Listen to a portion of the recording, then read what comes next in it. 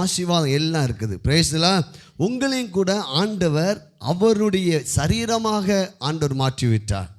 அதனால தான் நீதிமான் சரசு மேல் ஆசீர்வாதங்கள் தங்கும். யார் நீதிமான்?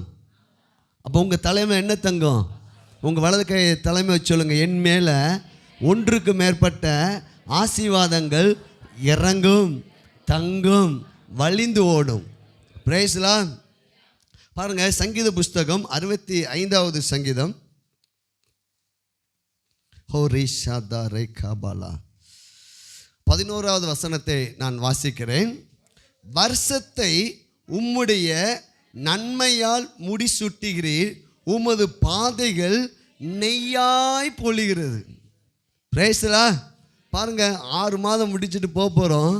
வருஷத்தை, நாட்களை, மாதங்களை, நிமிடங்களை கர்த்தர் நன்மையால் என்ன செய்கிறாராம்?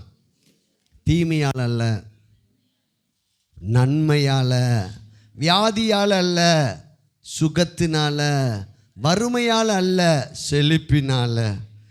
வருஷத்தை நன்மையால். அப்போ இந்த ஆண்டு 2024 நம்ம இதை பேசணுமானால் 2025 இந்த வசனத்தை எடுத்து பேசணும்னா எப்படி பேசுவோம்? வருஷத்தை நன்மையால் முடிசூட்டுகிறார், என் பாதைகள் நெய்யா பொழியுது.